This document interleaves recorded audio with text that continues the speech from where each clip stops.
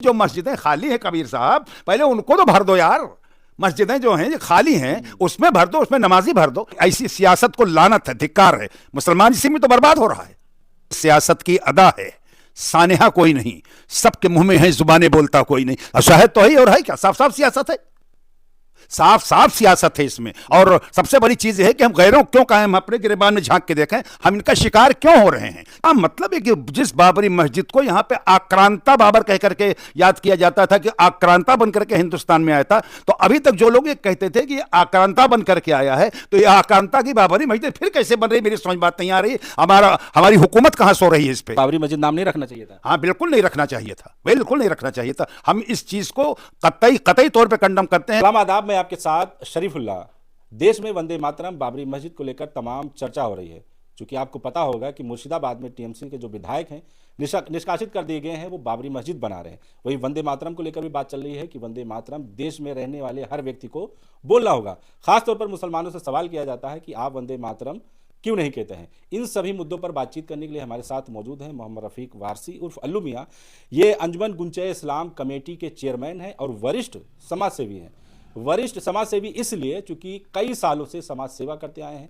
दीनी प्रोग्राम हो या समाजी प्रोग्राम हो, हर प्रोग्राम में बढ़ चढ़ कर हिस्सा लेते हैं, प्रोग्राम करवाते हैं। इनसे बातचीत करते हैं कि किस तरह से देख रहे हैं। सबसे पहला सवाल होगा, बाबरी मस्जिद जिस तरह से बन रही है, लोग ईंट लेके पहुंच रहे हैं, आस्था दिख रहा है, मुसलमान सोच रहे हैं कि बाबरी मस्जिद बन रही है, तो क्या आप भी ईंट लेकर वहां पर पहुंच रहे हैं चूंकि बाबरी मस्जिद का निर्माण किया जा रहा है?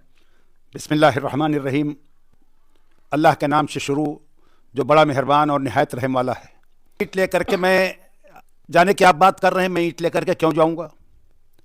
वहां पर कोई एमएलए साहब हैं, मुझे नहीं समझ में आता, कोई उनको इल्हाम हुआ है, कहीं से उनको खुद आसमानी आवाज़ आई है कि ये यहाँ पे बाबरी मस्जिद बननी चाहिए और वो बाबरी मस्जिद बना रहे हैं।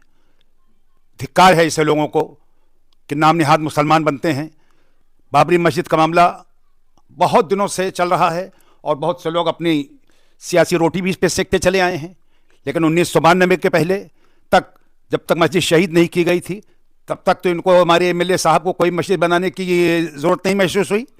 आज ये कैसे ये बाबरी मस्जिद के नाम से बना रहे हैं? अरे अल्लाह अगर तौफीक दे, हलाल के पैसों से, अपने भाइयों के जायज़ पैसों से आप 10 नहीं 1000 मस्जिद, लाख मस्जिद बनाइए, वो अपनी बात है। आप उसको मस्जिद ज़र्रार मत बनने दीजिए।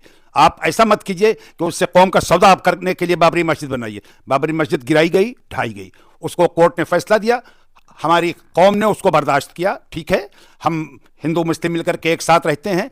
हमें उम्मीद थी कि फैसला ही मेरे हक में आएगा, नहीं आया। अदालत ओज़मा ने हमारे खिलाफ फैसला दिया। अदालत के दरवाजे खुले हैं सबके लिए और अदालत जो फैसला दे उसे सबको मानना पड़ता है। आपको तो खुशी होनी चाहिए ना, बाबरी मस्जिद बन रही है, आपको जाना भी चाहिए, वहां पर समर्थन देना चाहिए।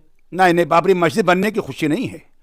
और मस्जिद बना लें, हज़रत सैयदना अबू बकर सिद्दीक़ रज़ियल्लाहु ताला के नाम बना लें, उस्मान गनी के नाम बना लें, हज़रत उमर फारूक के नाम पे बना लें, तमाम बुजुर्गान दीन हैं, तमाम औलिया इकराम के नाम। क्या मतलब है कि जिस बाबरी मस्जिद को यहाँ पे आक्रांता बाबर कह करके याद किया जाता था कि आक्रांता बन करके हिंदुस्तान में आया था, तो अभी तक जो लोग ये कहते थे कि आक्रांता बन करके आया है, तो ये आक्रांता की बाबरी मस्जिद फिर कैसे बन रही, मेरी समझ बात नहीं आ रही। हमारी हुकूमत कहाँ सो रही है इस पे?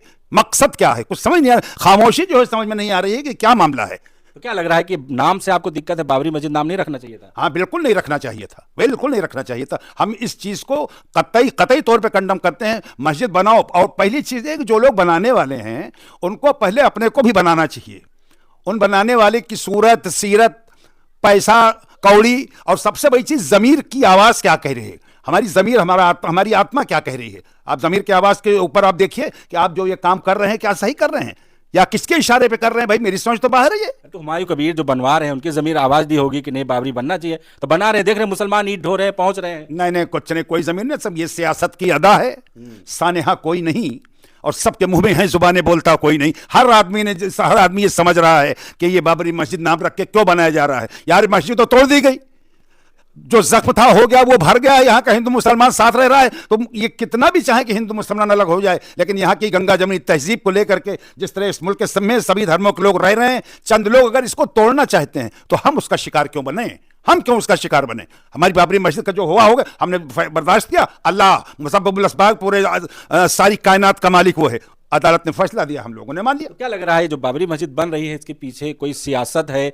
या वहां पर चूंकि बंगाल में चुनाव होने वाले हैं, चुनाव को लेकर ये सब किया जा रहा है? चूंकि हुमायूं कबीर की हिस्ट्री की बात करें तो पहले कांग्रेस में थे, फिर टीएमसी में गए, वहां से निलंबित किए गए, फिर 2019 में वो बीजेपी से चुनाव लड़ चुके, फिर टीएमसी में आए, अब विधायक हैं, निकाल दिया गया। क्या लग रहा है चुनाव की तैयारी की जा रही है? शायद आप अब से मैं कह चुका भी, मैंने एक शेर मुझे याद आ गया था अचानक कि ये सियासत की अदा है, सानेहा कोई नहीं, सबके मुंह में है जुबानें बोलता कोई नहीं। और शायद तो है और है क्या, साफ साफ सियासत है, साफ साफ सियासत है इसमें। और सबसे बड़ी चीज है कि हम गैरों क्यों कहें, हम अपने गिरबान में झांक के देखें, हम इनका शिकार क्यों हो रहे हैं, क्यों अपने जमीर को बेच रहे हैं। अरे बनाओ खूब और मस्जिदें बनाओ, खूब कौम से चंदा लो, लेकिन हलाल और जायज पैसे को लगाओ। हम के हराम के पैसे से या किसी के इशारे पे वही मस्जिद जर्रार वाले की तरह, जिस तरह से मुनाफिकीन ने मस्जिद जर्रार बनाया और सरकार से सिर्फ इसलिए आए थे कि आप उस पर इमामत फरमा दीजिए कि दूसरी मस्जिदों में लोग ना जाएं, दूसरी मस्जिदों में ना जाएं। सरकार ने फरमाया उसको आग लगा दो। जब ये आए थे सरकार से खुशामद करने के लिए कि इमामत फरमा दीजिए उसमें, तो ये यहाँ इनके पीछे कौन है आपके हिसाब से? इनके पीछे सब फिरका परस्त ताकते हैं, सब फिरका परस्त ताकते हैं और ये कठपुतली बन गए हैं उनकी। हुमायूं कबीर, हाँ जी। तो क्या तो कह रहे हैं कि अब हम चुनाव लड़ेंगे और अपने विधायक बनाएंगे, मुस्लिम विधायकों को लड़ाएंगे, तो क्या लग रहा है कि यहाँ अरे भैया चुनाव तो लड़ चुके हैं वो, हाँ, वो मेरी अपनी पार्टी बनाएंगे। सुनिए, मेरी जानकारी के मुताबिक वो भारतीय जनता पार्टी से भी चुनाव लड़ चुके हैं, एमपी का वो ममता बनर्जी की पार्टी से भी एमएलए रह चुके हैं, और वो क्या क्या रहना चाहते हैं। अब वो अगर अपने को कौम और मिल्लत से भी बड़ा समझते हैं तो ये बर्बादी की तरफ जा रहे हैं, इससे कोई फायदा नहीं मिलेगा इनको। और ऐसी सियासत को लानत है, धिक्कार है। मुसलमान इसी में तो बर्बाद हो रहा है। मुसलमान जो है इतनी जल्दी लोगों के उसमें झांसे में आ जाता है, इतनी जल्दी लोगों के बहकाव में आ जाता है कि उससे पूरी मिल्लत, पूरे कौम का नुकसान। और हम वो बात करना चाहते हैं जनाब कि जिसमें हमारा मुल्क हिंदुस्तान, जिस तरह से हिंदुस्तान इसका नाम है कि हिंदू मुस्लिम सिख ईसाई आपस में सब भाई भाई हम एक साथ रहते हैं। आप यकीन मानिए चाहे जितनी ये लोग जुगत लगा लें सियासतदान, लेकिन इस मुल्क के तमाम लोग आज भी हिंदू मुस्लिम एकता के ही प्रतीक हैं। वो कहीं से भी कोई विवाद नहीं चाहते हैं, ये तो सिर्फ कुर्सी वाले चाहते हैं। हुमायूं कबीर साहब असल में इसलिए ज्यादा एक्टिव किए गए हैं कि हमारी समझ अपने वहां बंगाल का चुनाव है, और बंगाल के चुनाव के मद्देनजर फिरका परस्त पार्टियां वहां पे कुछ कर नहीं पा रही हैं। तो किसी सूरत से चूंकि पॉपुलेशन वहां पर मोहम्मदन्स की 35% से कम नहीं है मेरी जानकारी, और वो ममता के साथ है इस वजह। वो हाँ ममता के साथ हैं, और कुछ भी सेकुलर पार्टियों में और भी हैं। तो वो, और मुझे लगता है कि ममता के रहते हुए मुमकिन भी नहीं है, सफल नहीं हो पाएंगे। लेकिन ये साहब जो मस्जिद को जरिया बना रहे हैं, जो मस्जिद को टारगेट कर रहे हैं, अरे भाई तुम्हें पार्टी में जाना कहीं जाओ, तुम्हें अपना जमीर बेचना है कहीं बेचो, लेकिन मस्जिद के नाम पे फिर बाबर को ला करके तुम यहां जोड़े दे रहे हो। फिर अभी लोग यही कहना शुरू करें हिंदू दरअसल जो यहां पर फिरका परस्त ताकते हैं वो चाहते हैं कि इनको हिंदू मुस्लिम में उलझाए रहो और अपना काम निकालते रहो। तो उसमें कोई ना कोई उनको अपना वो चाहिए गुलाम टाइप का आदमी। तो अब साहब ये मिल गए। मैं इनको ये नहीं कह रहा हूं, ये भी मोमिन है, कलमा पढ़ने वाले। तो पहले अगर मुसलमान हो तो सही मुसलमानियत का परिचय दो। अरे अपना चेहरा मोहरा रख लो, दाढ़ी रख लो, नमाज पढ़ने लगो। हो सकता है पढ़ते हो भाई, अगर पढ़ते हो तो ठीक है, अच्छी बात है, नहीं पढ़ते हो तो पढ़ने लगो। अगर मस्जिदें जो कम अगर हो तो बनवाओ, और नहीं तो जो मस्जिदें खाली हैं कबीर साहब पहले उनको तो भर दो यार।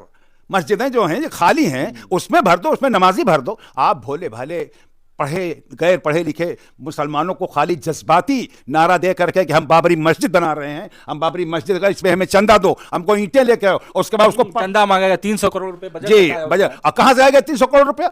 इसका मतलब यह है कि तुमको हिसाब देना पड़ेगा। अल्लाह रब्बे कायनात सब देख रहा है, सब देख रहा है। वो तुम झूठ बोल करके और यह है कि मक्कारी करके और पैसे इधर उधर से करके तुम ला करके शौक करना, तुम बंगाल के उस पर दांव लगा रहे हो। तुम, मैं किसी सियासतदान की तरफ से या किसी पार्टी की तरफ कोई बात नहीं कर रहा हूं, मैं सिर्फ मुसलमानों की बात कर रहा हूं। कहां तक बर्बाद हो गए यार, कितना मारे जा रहे हो, कितना जुल्म हो रहा है, लेकिन कुछ नहीं। इन्नल्लाह मअस साबिरीन, बेशक अल्लाह सब्र करने वालों। और तुम भी अपने को सही करो, तुम अपने को इखलाक पेश करो। नबी करीम सल्लल्लाहु अलैहि वसल्लम ने इखलाक पेश किया था, इखलाक से हिंदुस्तान सहित लेकर के पूरी दुनिया में इस्लाम फैला है।